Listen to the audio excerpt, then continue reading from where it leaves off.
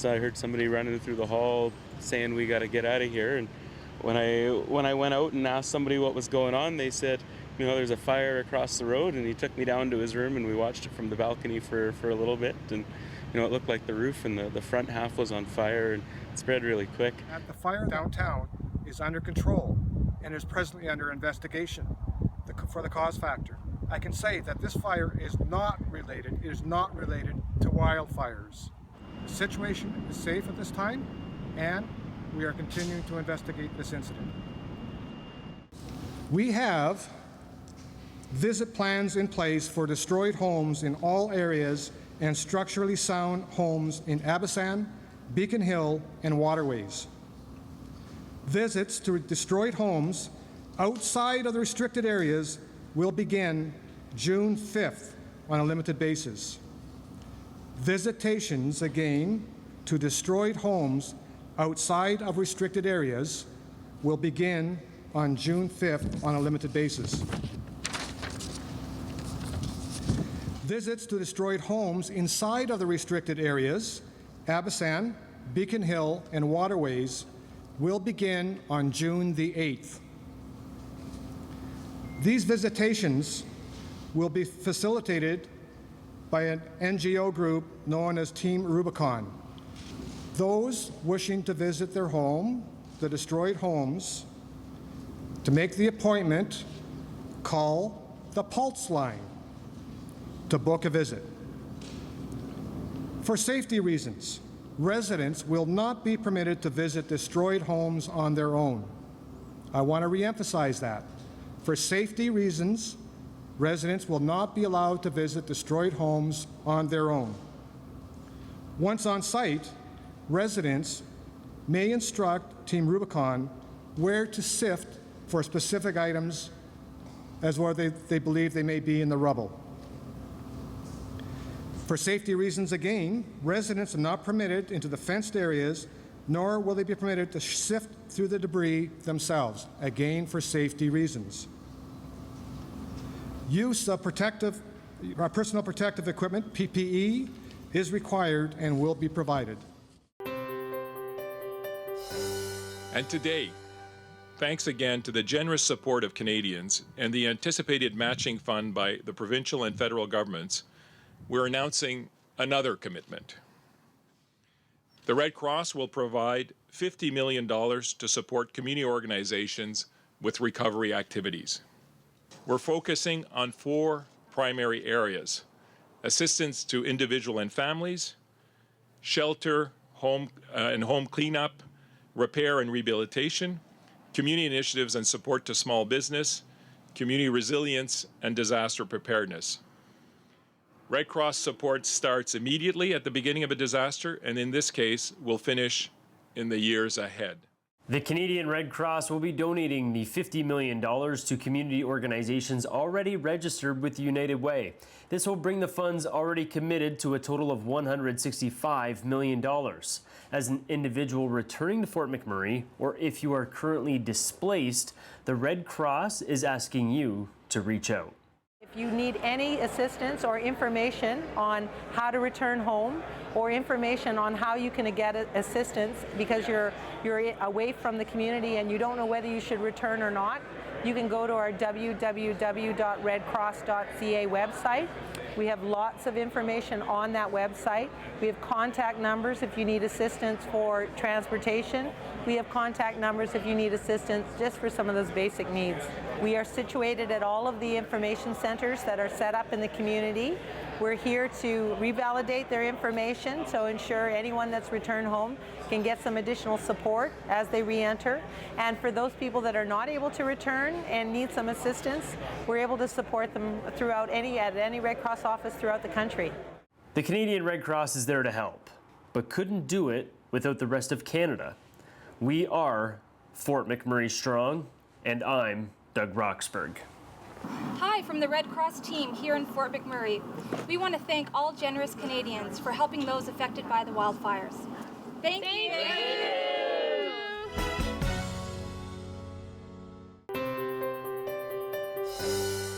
I've got to say that the journey that we've been on has been long, it's been perilous, it's been incredibly ingratiating, where people have been so kind and compassionate and meeting the needs of our displaced citizens. But now we have a place called home. And when people come home, I am so excited to be able to give them the warmest welcome possible.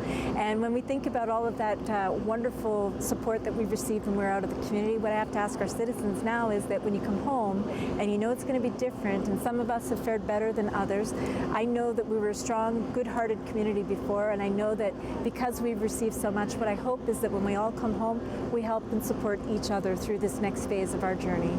All I can say is welcome back, family and friends and citizens of Fort McMurray. I'm so proud to have our home open again so we can get back to the business of life and enjoy ourselves. I would just say this, please act safely, act maturely, make sure that we do things right, and help your neighbors, help your friends, because we're all going to need to be in this together, because we are in this together. So if I can do anything to assist you, send me a message on Facebook or Twitter, or just give me a call. I'm here for you. That's what I do for a living, and I'm more than happy and proud to do it for you. So please let us know whatever we can do for you, and just take your time, enjoy yourself, and be safe.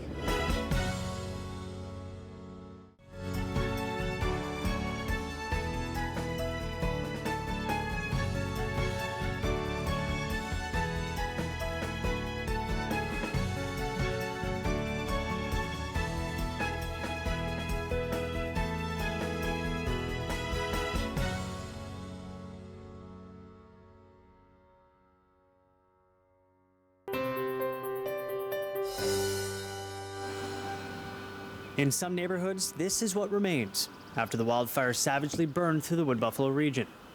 While some residents knew the outcome of their homes, others like the Crosleys only heard stories until they returned on June 3rd.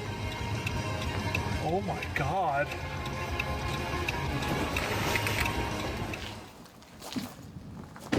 We thought for sure our house was gone. There was a video going around of this guy on a pedal bike coming right down here at Real Martin. And what we did was, there's a bus stop out here, and I actually counted back how far our house was. And it's a miracle. 10 meters. That's all that separates the family's home and the devastation. Their neighbor's house still stands, and although it sustained physical damage, it's been deemed unsafe. The Crosleys' property, on the other hand, escaped with minor burns. What? Look, even this, is that the side? Yeah, it did too. It scorched the side of here, huh? I think. Yeah, it did too, look. Holy crap. I feel fortunate. I really can't explain it. I know Candace said that it was like somebody put a dome around our place and it said, don't touch this family, because, I mean, just look at it again. I mean, that's our neighbors right there, Paul, and like that could have easily burned. And by the looks of it, there was like amount of soot that there was burning embers on our property, but it just didn't ignite. I mean, there's trees that lit up on our property, but that was it. Due to the proximity of the Crosleys' house to the fire zone, they've been advised by the RMWB to have their home inspected. But for the most part, it looks like minor fixes for the family. Unfortunately, that's not the case for the rest of the residents on J.W. Mann Drive. You got to feel for the families right here. I mean, it could easily be the whole block. So I credit the firefighters again and emergency services for the hard work they're doing, and they're still working their asses off, which is amazing. But I expected nothing less from those guys anyway. For Fort McMurray Strong, I'm Craig Momney.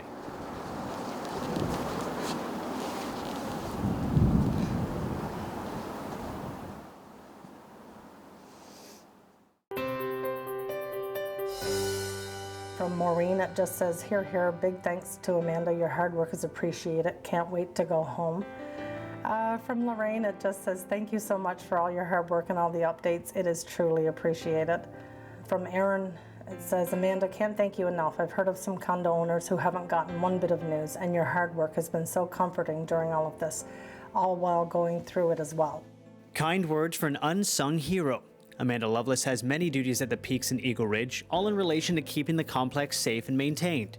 During the month of May, the condo manager took on an even bigger role when the messages started pouring in. They started contacting me through Facebook. And that's when a lady in Building D, Latha, had the idea, let's start a group. So the people that aren't on and it was such a huge relief because I was having a tough time keeping up. I mean, there's 1,200 people, 400 suites here, so it's a big property. So the Facebook group actually helped to keep the people that aren't on the database informed and shorten my workload at the same time. So it was a win-win. The unknown can be a scary thing, especially when your home is at the mercy of a wildfire. Lovelace showed there was a light at the end of the tunnel with each and every update, giving residents of the Peaks peace of mind.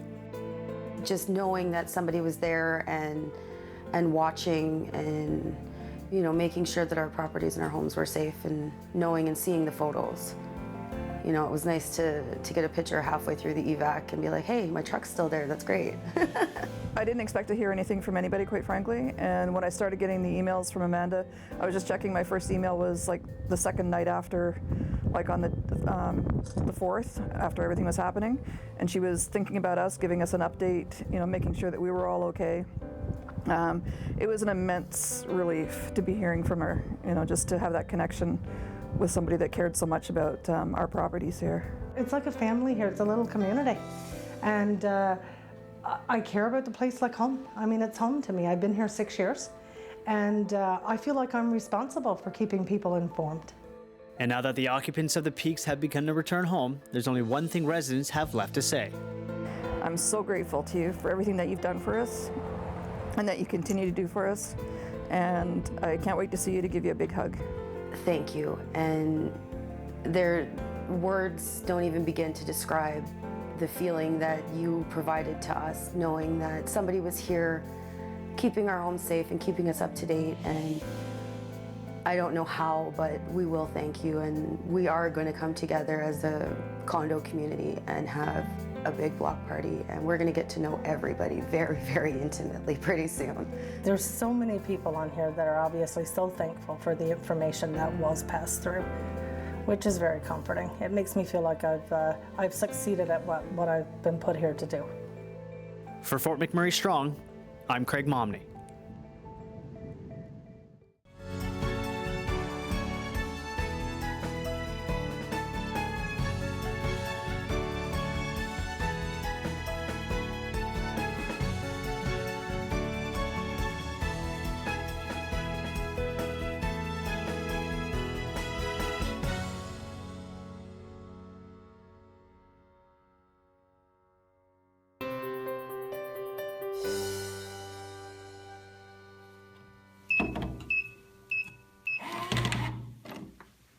When you go in, start documenting everything you can. Any damages that you see, take photographs, make some notes. If there's contents damaged, make a note of that. You can start making a list of contents that are damaged, that you don't think will respond to cleaning, or physically damaged, with what it is, how old it is, and what it's going to cost to replace it today. The details on what you do to document your loss are the same. The only differences would be your coverages, depending on what kind of a policy you have. There could be limits on additional living expenses. There could be limits on contents itself. So you really should contact your assigned adjuster that's handling your claim and ask for those details. If you're a landlord, you really need to help coordinate. We're getting this question a lot from some of our renters. You need to coordinate with your renters, your actual tenants. And that way, they have contents that are not covered by the landlord's policy on the building. So those all need to be cleaned, and there's no sense cleaning the building if it's full of smoke damage and smelling contents, because that'll just kind of reciprocate and the smell will come back again. So communication is key with your renters to make sure you coordinate contractors and timing of cleaning. As a renter, the same thing, communication's key. If your landlord is not contacting you, take the first step to do that and contact him or her to ask, when is the cleaning going to be done? And maybe you can even co-align with the contractor that's doing it, because if they are a certified insurance restoration contractor, they'll be able to deal with both the building and the contents. For somebody who has a complete loss, what they're going to first do is meet with their adjuster. They're going to go over the condition of the house before the fire, what the construction was, the details to the rooms inside, some measurements of each room if they know possible. For contents that they have inside the house, they're going to have to start creating a list of contents documenting what it was, what room it was in, the condition, the age, and today's replacement cost for the similar item, if not the same item. So it's going to be a long process to do all that work because people, it's their whole lives that they have to kind of document for us so we can help them kind of recover from this. Your insurance company can help you with everything from replacing your contents, finding a contractor, finding a temporary place to live, and give you some good advice on how to look after yourself during a loss like this. We do this type of thing almost every day.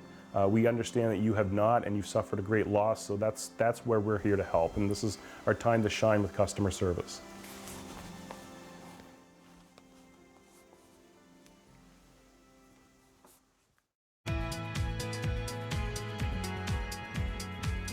We want to send a representative to each home and business.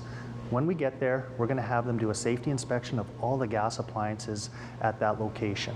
So they'll go through everything, make sure it's working properly, then we'll relight that customer. The way that we're asking people to contact us is through atcoresponds.com. They can fill out a form. They fill out that form. It goes into our call center and our dispatch. There are other ways though. We recognize not everybody has internet access, so they can also visit the welcome centers in Fort McMurray, and we have representatives at each one of those welcome centers to help people through the process, make sure that they get their service restored quickly and safely. So after you submit the request to have us come out and do a relight, put that placard in your window, someplace visible that our staff can see from the street. And as we're going through a neighborhood, if we see that placard, we're going to come to your house and we're going to get you relit. We're doing the exact same thing for businesses. Businesses call in, go through the same process. We'll show up and we will make sure that things are safe. We'll do the inspection and we'll get them back up and running. Well, what it really will help us do is be more efficient at getting all those relights. They'll be able to go into a neighborhood, they'll see the placards, and they'll literally be able to go house by house, which really helps us be more efficient and helps people get their service back sooner. We are working closely to align with the municipality's schedule. So as they let communities back in, we're resourcing to be able to meet the demands of relights in those communities. Over the next week, we're going to have a large number of staff in the area being prepared to get out and visit all of those customers. Our people are trained. This is what they do every day across the province. They're the experts in the field, and we really want to go out. We want to make sure people's homes are safe before they get gas service restored to them. We want to come out and help them do that, and there's not a charge for us to come out and do that for people. Really proud of how everybody across ATCO has come together and supported this, whether it's the people working directly in Fort McMurray or the people back in our other operating centers supporting this. It's been fantastic, and we are really proud of how it's come together, and we've really enjoyed working with the municipality to make this a coordinated response. Really, the best thing people can do is go to atcoresponds.com. It has all the information they're going to need regarding restoring their gas and electrical service in the Fort McMurray area.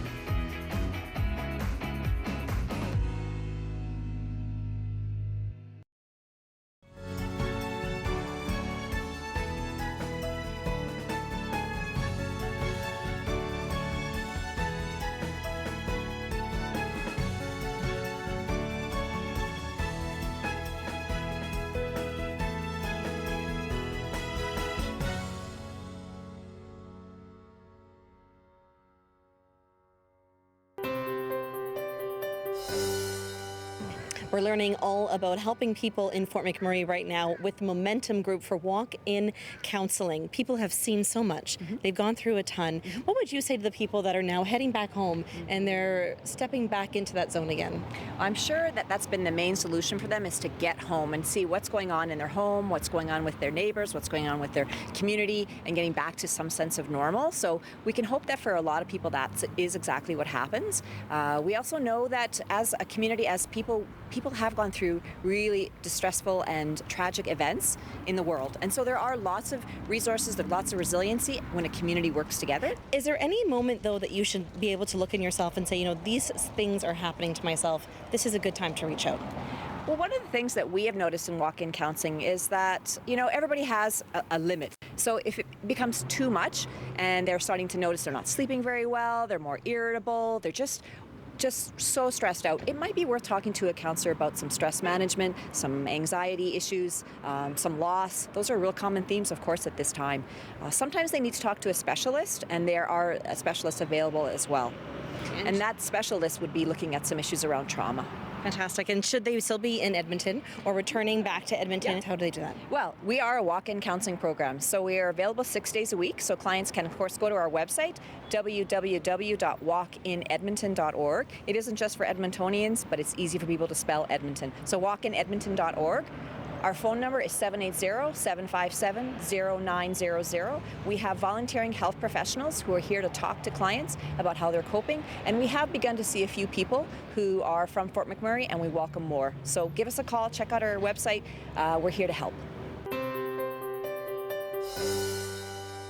During the mass evacuation on May 3rd, many left their vehicles behind, and some were damaged like the ones we see in behind me. However, further in behind me are more vehicles that are in pristine shape and just need pickup.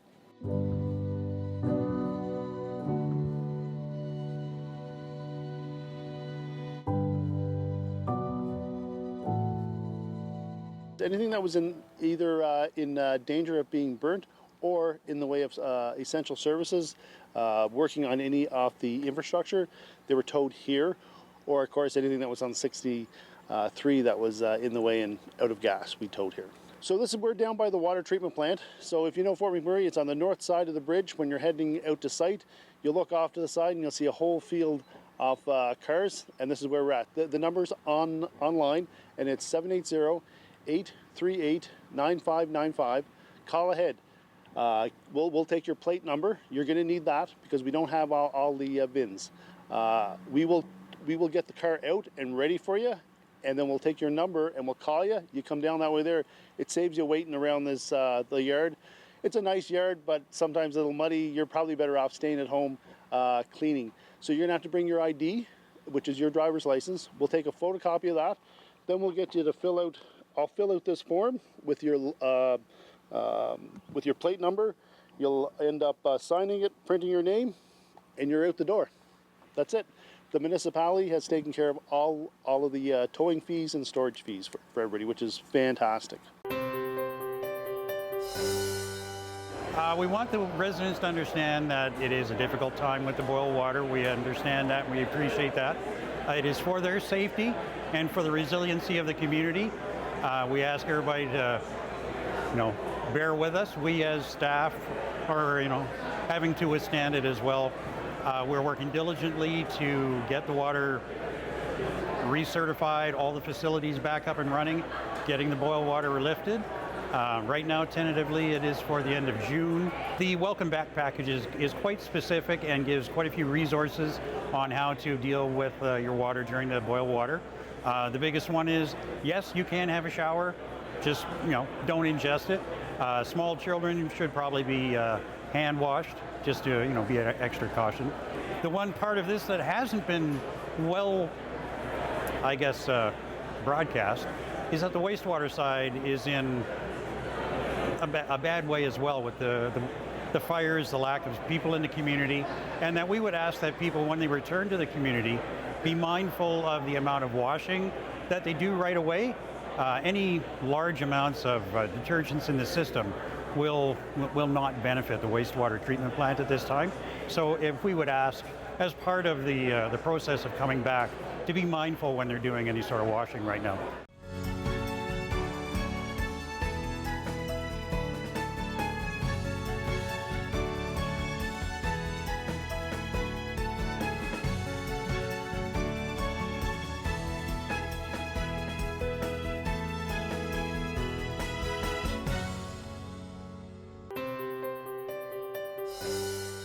It's hard seeing these images, friends' houses, family members' houses,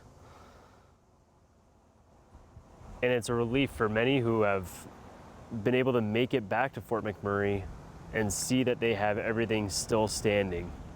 Everything is still there. But for others, memories are lost. And it's hard. It's going to be hard. But hopes are high in Fort McMurray.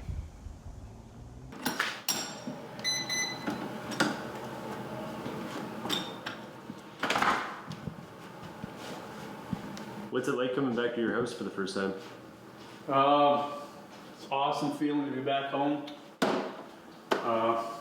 You definitely can smell a little bit of smoke and fire, but you know, we haven't been in this house too long. We just purchased it a couple months ago. So it's a great feeling. We've been bouncing around to different spots. So being back home, you know, this is where we want to be. James is just one of the workers who work at the oil sites. This is home, not only for him, but for his girlfriend as well. He plans on getting started on the cleaning preparations before she arrives, but for them, it's just nice to be back. I think the smells in the house will be a little bit different for her, but we'll clean up, we'll get started, and just thankful we have a home to come back to. On the other side of town, country music star Chantel Davidson arrived to her home for the first time.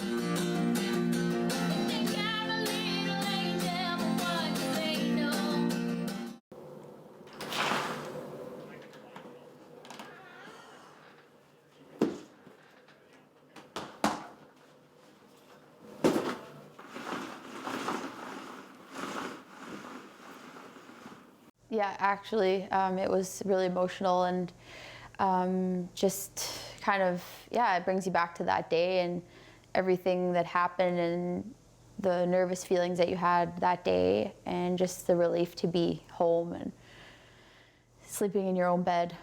Many in Fort McMurray will not have the same luxury as James or Chantel, but Chantel can feel some of those residents' pain because a fire break was built in her backyard, showing just how close their house was to the fire.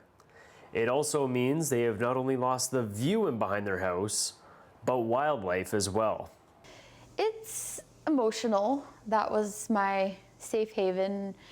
When I was feeling a little bit overwhelmed from work or whatever, I would just look outside and have my coffee. So that's not there anymore, but I have true confidence and total confidence in our community to rebuild and replant, and I'm sure it's going to be beautiful. If there is one takeaway from the people arriving back to Fort McMurray, it's that they are living by a motto since the wildfires began, and it has been captured around town.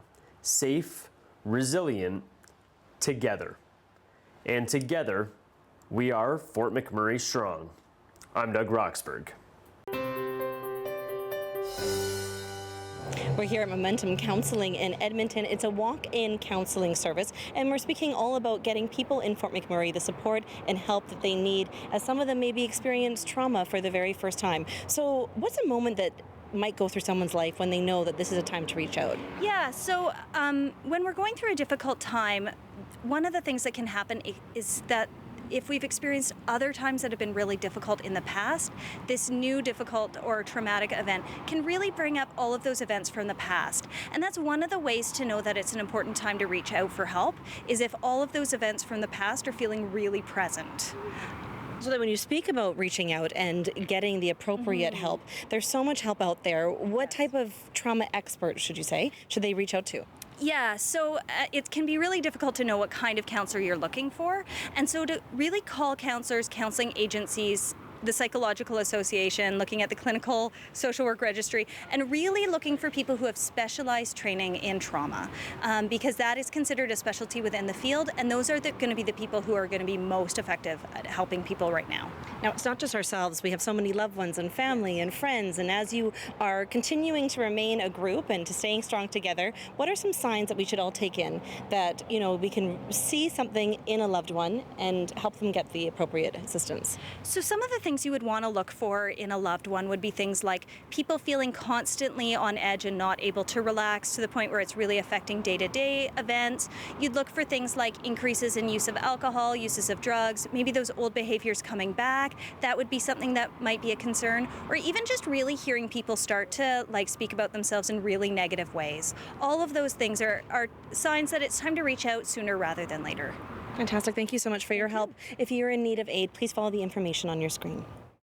We have created this dedicated Shaw TV channel to help Fort McMurray residents stay connected to the latest community news and developments as they return home following the devastating wildfire in May. If you have important information or a story idea, please contact EDMMC at sjrb.ca.